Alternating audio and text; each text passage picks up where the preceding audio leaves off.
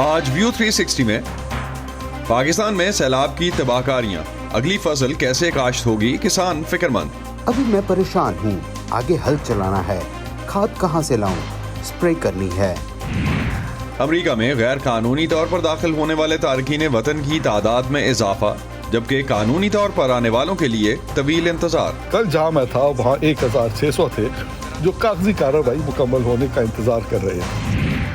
اور new York میں حلال کھانے کے ٹھیلے کیسے مقبول ہوئے، جانیں گے آج کے شو میں۔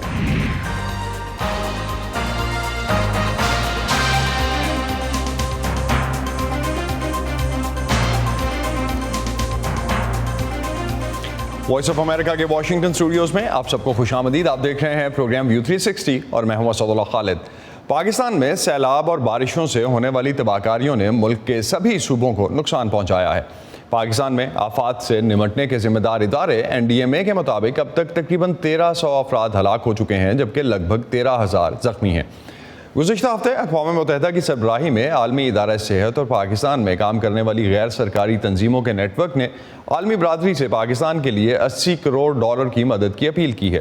یہ اپیل ایک ایسے وقت میں کی گئی ہے جب 3 کروڑ سے زیادہ متاثرہ افراد میں متعدد بیماریاں پھیلنے کی اطلاعات سامنے آ رہی ہیں۔ اقوام متحدہ کے مطابق ان علاقوں میں ملیریا، ڈینگی، اسہال اور خسرے کے کیسز میں اضافہ ہو رہا ہے۔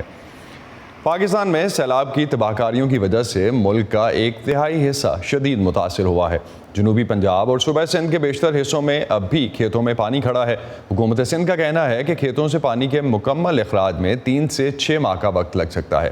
ان حالات میں کسان فکر مند ہیں کہ وہ آئندہ ماہ گندم کی فصل کیسے کاشت کریں گے۔ نصر الاسلام کی رپورٹ۔ ضلع راجن پور کے علاقے فاضل پور سے تعلق رکھنے والے کاشتکار محمد خلیل اپنی چاول کی فصل کی بربادی پر سخت پریشان ہیں۔ رواں برس انہوں نے 120 ایکڑ رقبے پر چاول کی فصل کاشت کی تھی، لیکن مسلسل بارشوں اور بعد میں سیلاب کے پیش نظر ان کی فصل مکمل طور پر تباہ ہو چکی ہے۔ ہمارا یہ خیال تھا کہ ہمارے بچے سکول پڑھ رہے ہیں، اس کو ان کی فیسیں دینی ہیں، ان کی کتابیں لینی ہیں، ان کے کپڑے لینے ہیں، اور میں بھائی ہیں چھوٹے، ان کی شادیاں بھی کرنی ہیں، بہن ہے اس کی بھی شادی کرنی ہے۔ اس طریقے سے ہمارا تو ذہن بنا ہوا تھا کہ یہ اللہ کا شکر ہے یہ بچ جائیں گی تو ہم ان کو خوشحال کر دیں گے۔ ابھی تو نہ فصل رہی ہے، نہ ابھی تو کوئی چیز رہی ہے، نہ کوئی ادھر جانور رہے، سب کے سب ختم ہو گئے۔ محمد خلیل کا کہنا ہے کہ چاول کے علاوہ وہ گندم، کپاس اور باجرے کی فصل تواتر سے کاشت کرتے ہیں، تاہم ہر گزرتے سیزن کے ساتھ پیداوار میں مسلسل کمی دیکھنے کو مل رہی ہے۔ پریشان ہوں، ابھی میں پریشان ہوں، آگے ہل چلانا ہے، کھاد کہاں سے لاؤں، سپرے کرنی ہے، ٹیوب ویل چلانا ہے، کیونکہ نہری نظام تو درہم برہم ہو گیا ہے، سولر سسٹم خراب ہو گیا ہے۔ ابتدائی اندازوں کے مطابق پاکستان میں سیلاب سے 50 لاکھ ایکڑ سے زائد زرعی رقبہ متاثر ہوا ہے۔ متاثر ہونے والوں میں ملک نظر بھی شامل ہیں۔ اپنے بچے کو روزی کی میں دیسوں، اپنے بچوں کو روزگار کیسے دیں گے، راشن کہاں سے لیں گے؟ اسی سوچ کے ساتھ جب گھر کی طرف جاتے ہیں تو پاگل پن کے بالکل قریب ہو جاتے ہیں۔ ابھی بے چین ہیں، کام کوئی نہیں، ہم زمیندار لوگ ہیں، مزدوری بھی نہیں کر سکتے، کہنے کو بھیک بھی نہیں مانگ سکتے، کسی ٹرک کے پیچھے راشن کے لیے بھی نہیں بھاگ سکتے۔ پاکستان کا شمار دنیا کے چاول پیدا کرنے والے بڑے ممالک میں ہوتا ہے۔ ماہرین کا کہنا ہے کہ سیلاب کے باعث ملک شدید غذائی اور معاشی بحران کا شکار ہو سکتا ہے۔ ویسے تو ہماری جو رائس کی پیداوار ہے ہر سال بتدریج بڑھ رہی ہے۔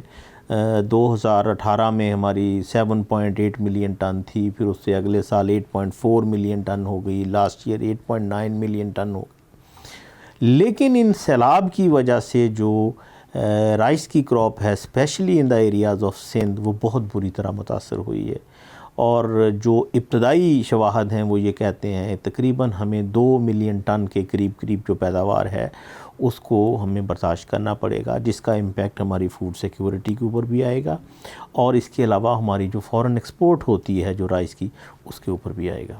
پیداوار میں مسلسل کمی کے باعث بعض زمیندار متبادل ذرائع آمدن کے بارے میں سوچنے لگے ہیں۔ اصغر علی بھی سیلاب سے متاثر ہونے والے کاشتکاروں میں سے ہیں، لیکن اب وہ زراعت کے شعبے میں مزید سرمایہ کاری کرنے کے حق میں نہیں ہیں۔ پہلے تو یہ تھا کہ ہمارے پاس زمین تھی، ذمہ دار تھے، اب ذمہ دارہ جب سیلاب کے اندر ختم ہو گیا اب نہ تو دوبارہ ہم کھاد لے سکتے ہیں. اب ٹریکٹر کھڑا ہے تو اس میں ڈیزل کے پیسے نہیں, ڈیزل بہت مہنگا ہے. اب اس کے بعد لیبر بہت زیادہ مہنگی ہو چکی ہے, اب وہ پیسے نہیں ہیں. اب ہمارے پاس دوستوں سے ادھار لے کے تو ہم نے یہ اپنا کام سٹارٹ کیا ہے. ایسے میں جب سندھ حکومت کا کہنا ہے کہ پانی کی مکمل نکاسی میں 3 سے 6 ماہ لگ سکتے ہیں, کسان خلیل احمد کو فکر لاحق ہے کہ چاول کی فصل تباہ ہونے کے بعد وہ آئندہ ماہ گندم کی بوئی کر پائیں گے یا نہیں. نظر الاسلام, وائس آف امریکہ, فاضل پور, راجن پور. آج کے دور میں سچائی اہم ہے. دنیا میں کہیں بھی سچ کو جانیے صرف ایک کلک سے. VOA پلس پر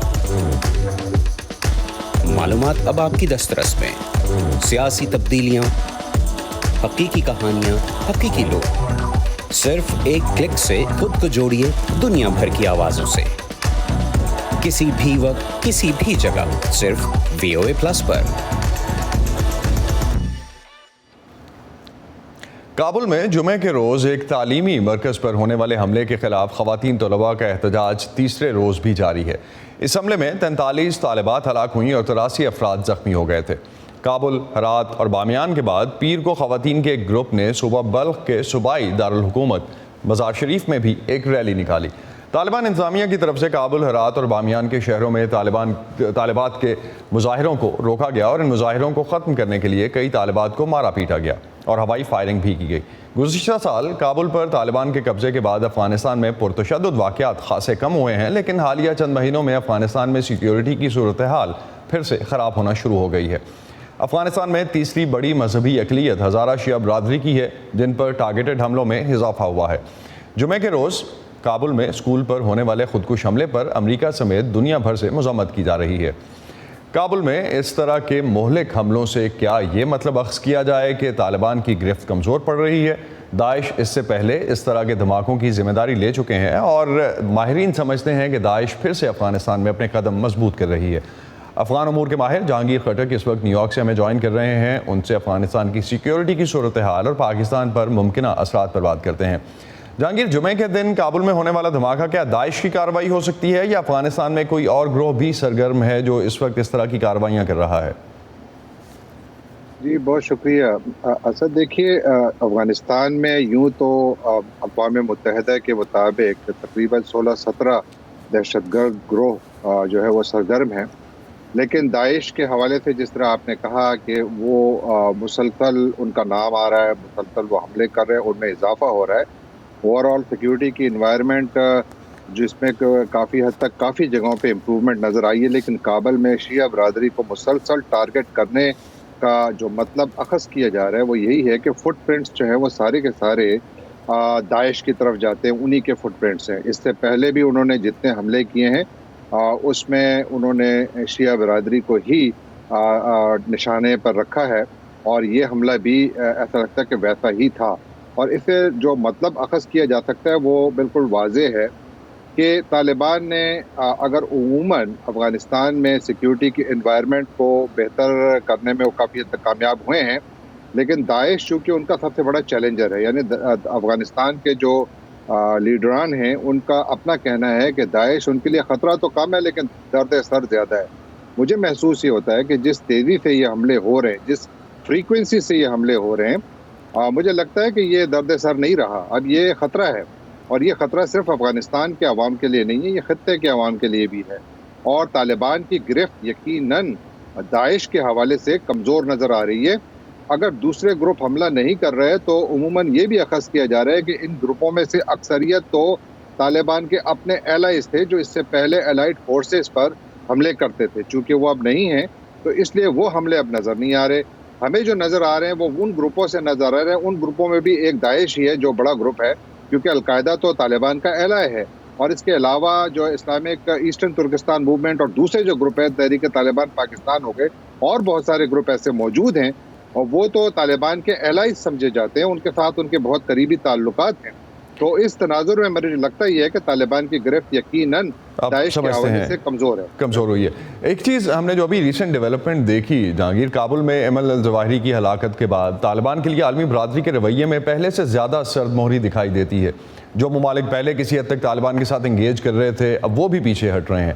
تو طالبان کے لیے سیکیورٹی کی صورتحال بگڑنا اور اس کے علاوہ پرتشدد واقعات ہونا، ساتھ ساتھ یہ والی ڈیولپمنٹس کوئی اچھی خبر تو نہیں ہے؟ بالکل اچھی خبر نہیں ہے. دیکھیے عالمی برادری طالبان سے تقاضا کیا کر رہی ہے، یعنی 3-4 بڑے تقاضے ہیں. ویسے تو افغانستان ایک آزاد ملک ہے، وہاں پر حکومت کا یہ اختیار ہے کہ وہ جو بھی پالیسی بنائے، لیکن عالمی برادری جو ان سے تقاضا کر رہی ہے وہ یہ ہے کہ پہلا جو بڑا تقاضا ہے وہ یہ ہے، جس میں امریکہ بھی شامل ہے، کہ آپ نے افغانستان کی سرزمین کو دہشت گردی کے لیے استعمال ہونے نہیں دینا. اس کا مطلب یہ نہیں ہے کہ افغانستان کی سرزمین کو آپ نے صرف امریکہ یا پاکستان یا ایران یا کسی بھی ملک کے خلاف استعمال ہونے نہیں دینا، بلکہ افغانستان کی سرزمین کو افغانوں کے خلاف بھی استعمال ہونے نہیں دینا. جو ہو رہا ہے وہ آپ دیکھیے. پھر ان سے یہ مطالبہ کیا جا رہا تھا کہ خواتین کے حقوق کا خیال رکھے، بچوں کے اسکولوں کو کھولے. آپ دیکھیے خبریں جو آ رہی ہیں وہ ساری کی ساری غلط آ رہی ہیں، یعنی کہ طالبان کی جانب سے خواتین کے جلوسوں پر تشدد کی خبریں اب عام ہو چکی ہیں. ان پر فائرنگ، ہوائی فائرنگ کر رہے ہیں، ہر قسم کا تشدد ہو رہا ہے. پھر آل انکلوسیو گورنمنٹ ان سے کہا گیا تھا کہ آپ بنائیے. انہوں نے بنا تو لی، لیکن عالمی برادری یہ سمجھتی ہے کہ یہ آل انکلوسیو نہیں ہے. اور پھر اوور آل جو دہشت گرد گروپ ہیں وہاں پر ان کی موجودگی کے اور ان کے خلاف کوئی کارروائی، جو بڑی کارروائی ہے وہ ابھی تک طالبان کی جانب سے نظر نہیں آئی. شروع میں بالکل انہوں نے تھوڑا بہت کیا تھا داعش کے خلاف، لیکن اس کے بعد آپ دیکھیے وہ کافی ڈیفینسو موڈ پہ چلے گئے، ری ایکٹیو موڈ پہ چلے گئے. آفینسو موڈ ان کا غائب ہو گیا ہے، جس کی وجہ سے محسوس یہ ہوتا ہے کہ عالمی برادری کو جو پیغام مل رہا ہے وہ یہ ہے کہ طالبان جو دنیا سے وعدہ کر رہے تھے کہ ہم افغانستان کو محفوظ بنائیں گے، ہم افغانستان کی جو سرحدیں ہیں ان کو محفوظ بنائیں گے، ہم افغانستان کے جو پڑوسی ممالک ہیں ان کو افغانستان میں موجود دہشت گردوں کے ظلم اور ان کی دہشت گردی سے محفوظ رکھیں گے. کیا وہ اس میں کامیاب ہوئے ہیں؟ بڑا سوال ہے. جواب ایک ہی ہے، نہیں ہوئے. جی ایک چیز اور بھی جہانگیر، اگر اس کے ساتھ ہم دیکھیں افغان طالبان جو ہے وہ اپنے تعلقات اب ہم نے دیکھا ریسنٹ جو گزشتہ کچھ مہینوں میں دیکھ لیں روس اور بھارت سے بڑھا رہے ہیں. کیا آپ سمجھتے ہیں پاکستان کا لیوریج افغان طالبان پر کم ہو رہا ہے؟ حالانکہ ابھی پاکستان کے وزیر خارجہ کا طالبان کی حمایت میں ایک بیان آیا ابھی جب وہ امریکہ میں تھے، تو کیا مطلب لیا جائے اس کا؟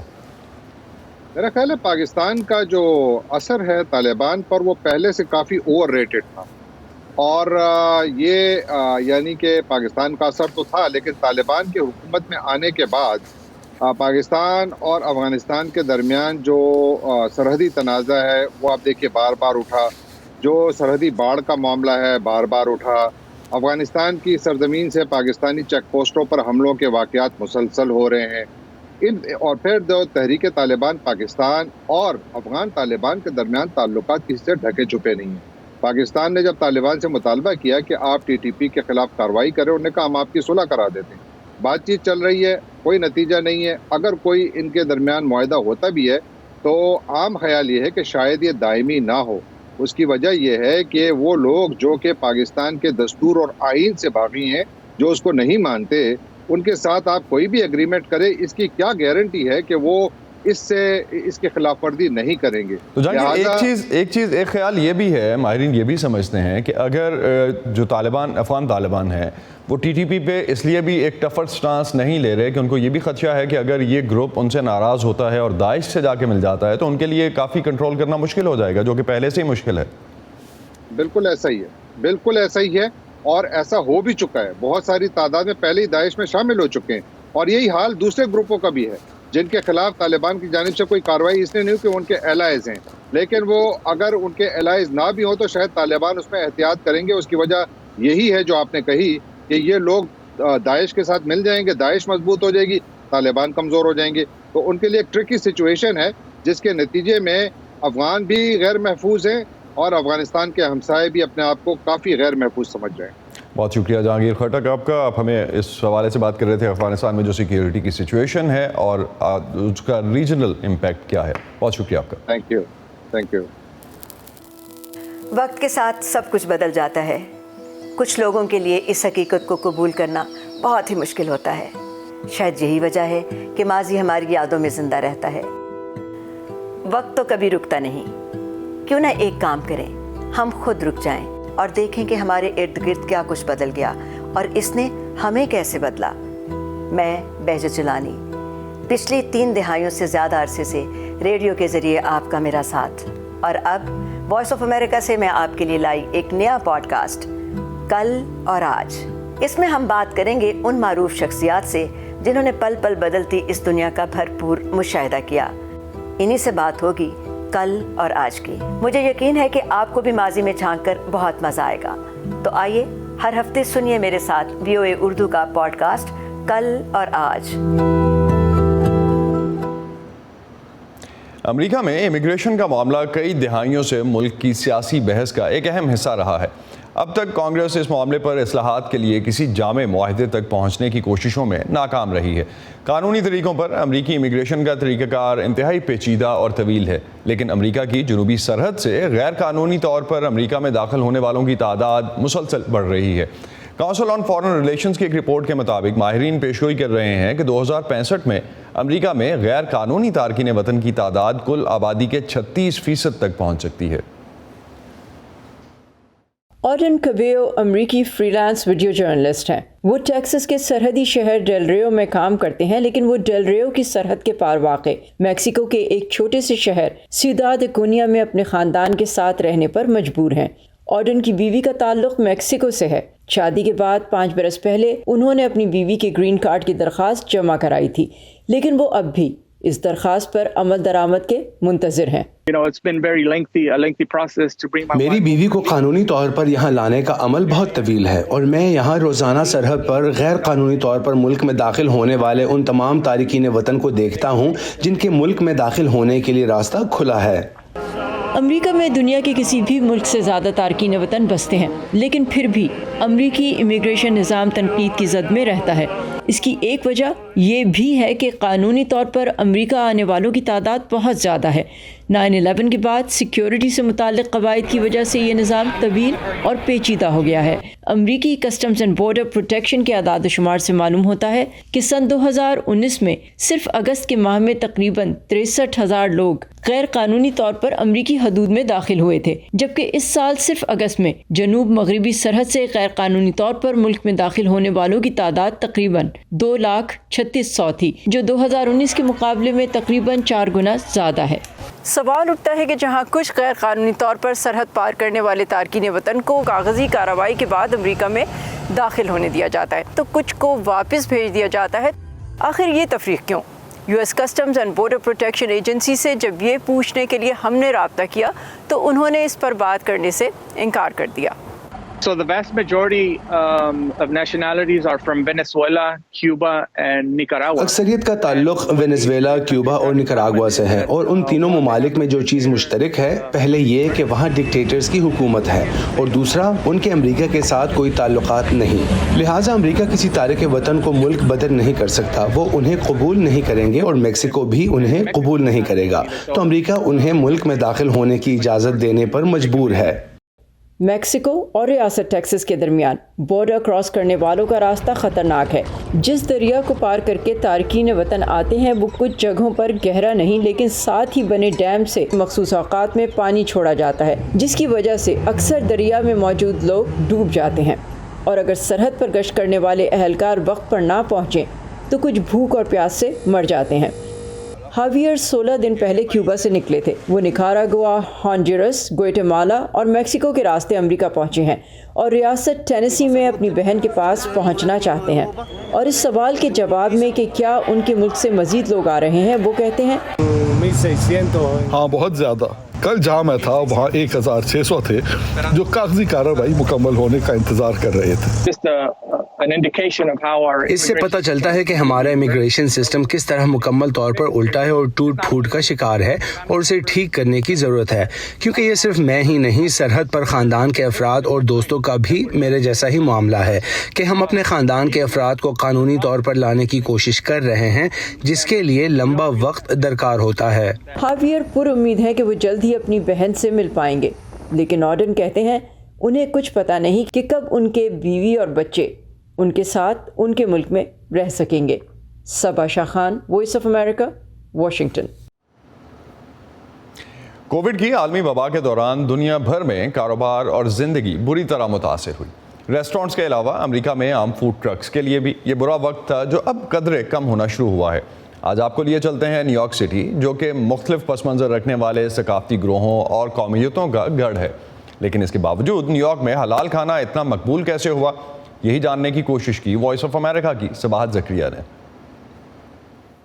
اگر آپ دنیا بھر میں کسی سے نیو یارک کا ذکر کریں تو ہو سکتا ہے کہ جو امیج ان کے ذہن میں سب سے پہلے آئے وہ ہو اونچے اونچے اسکائی اسکریپرز کا، یا پھر سوٹ پہنے ہوئے بھاگتے ہوئے وال اسٹریٹ کے بینکرز کا۔ لیکن آج کل کے نیو یارک کا ایک اور سمبل بھی ہے جس کے بارے میں سن کر شاید آپ کو حیرانی ہو، شاید اس وجہ سے بھی کیونکہ یہ ایک ایسی چیز ہے جو عام طور پر ویسٹرن ممالک کے ساتھ ایسوسیٹ نہیں کی جاتی، اور وہ کیا ہے؟ حلال کارٹس۔ تاریخی طور پر نیو یارک کے اسٹریٹ کارٹس انہی اشیاء کو بیچتے تھے جو سب سے سستے میں مل جاتی تھیں، جیسے اوئسٹرز۔ مشرقی یورپ کے یہودی ایک خاص قسم کا اچار اسٹریٹ فوڈ کے طور پر بیچتے رہے، ڈل پکلز۔ اٹلی سے آئے مہاجر لٹل اٹلی میں اپنے سٹالز لگاتے رہے، جبکہ 1950 سے لے کر 1980 کی دہائی تک گریس سے آئے پیٹا بریڈ اور سوولاکی کا دورہ رہا، مگر 1980 کی دہائی کے آخر میں یہ سین بدلنا شروع ہو گیا۔ کوئنس کالج کی ایک سٹڈی کے مطابق 1990 سے لے کر 2005 تک ایسے فوڈ وینڈرز کی تعداد 69 سے لے کر 563 تک جا پہنچی جو اپنے آپ کو مصری، بنگلہ دیشی یا افغان بیک گراؤنڈ کے بتاتے تھے۔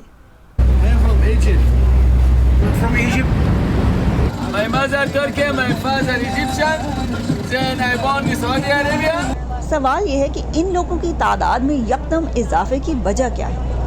ایک تو یہ کہ ایک زمانے تک کسی بھی امیگرنٹ کے لیے شہر کی اکانومی کا پارٹ بننے کا سب سے آسان طریقہ فوڈ کارٹ چلانا تھا۔ دوسرا یہ کہ باقی امریکہ کے مقابلے میں نیو یارک میں مسلمانوں کی شرح فیصد بہت زیادہ ہے، یعنی کہ 9% یا 8 لاکھ مسلمان۔ اس کے علاوہ حلال کارٹس کی مقبولیت اور پاکستانی اور بنگلہ دیشی کیب ڈرائیورز کی نیو یارک میں بڑی تعداد میں آمد کا تقریباً ایک ہی وقت ہے۔ ان کیب ڈرائیورز کو اپنے سخت ترین دن کے دوران کسی ایسے کھانے کی ضرورت پیش آئی جو ان کے مذہبی اقدار کو بھی ٹھیس نہ پہنچائے اور ان کا پیٹ بھی بھر دے۔ کہتے ہیں کہ وہ چکن اور رائس یا لیمب اور رائس جو ان حلال کارٹس کا سب سے مشہور اور بکنے والا آئٹم ہے، دنیا کے کسی بھی ملک کی خاص ڈش نہیں ہے، بلکہ یہ نیو یارک کے حلال کارٹس ہی کی ایجاد ہے۔ حلال گائز، یہ نیو یارک کا سب سے پرانا اور مشہور حلال کارٹ سمجھا جاتا ہے۔ آج بھی میں یہاں آئی تو اچھی خاصی لائن لگی ہوئی تھی۔ یہ شرٹ جس پر لکھا ہے ہم مختلف ہیں، شاید پاکستانی نقالوں سے ہوشیار ہماری اور کوئی برانچ نہیں کہ بورڈوں کے مترادف ہے، لیکن حلال گائز اتنا کامیاب ہے کہ اس کی پورے امریکہ میں تقریباً 100 برانچز ہیں۔ تھوڑا حلال چکن، تھوڑے چاول اور سلاد اور اپنی مرضی کی وائٹ یا ہاٹ ساس، اور ووئلا، نیو یارک کا پسندیدہ اسٹریٹ فوڈ تیار ہے، جو 14 اسٹریٹ یونین اسکوائر سے لے کر پین اسٹیشن سے لے کر ٹائم اسکوائر تک آپ کو اس شہر کے کونے کونے تک دکھائی دے گا۔ یہی وہ باتیں ہیں جو یہاں کی ڈائیورسٹی اور دنیا کے ہر علاقے سے آئے لوگوں کو اپنے اندر سمو لینے کی دلیل ہیں۔ Sabahat Zakaria, Voice of America, New York.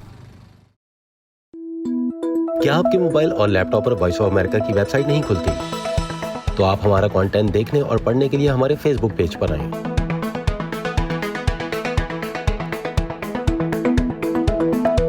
یا ہماری smart phone app download کریں جو ایپل اور اینڈرائڈ دونوں ڈیوائسز کے لیے دستیاب ہے۔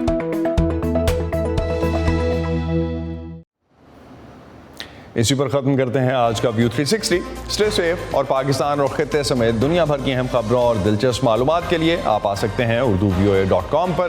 یہ سارا کانٹینٹ آپ کو ملے گا ہمارے سوشل میڈیا پلیٹ فارمز پر بھی، facebook.com/VOA Urdu، یوٹیوب پر ہمارا چینل ہے VOA Urdu کے نام سے، اور ٹویٹر انسٹاگرام پر ہمارا ہینڈل ہے @VOA Urdu۔ اب تک کے لیے اتنا ہی۔ اسد اللہ خالد کو اجازت دیجیے، خدا حافظ۔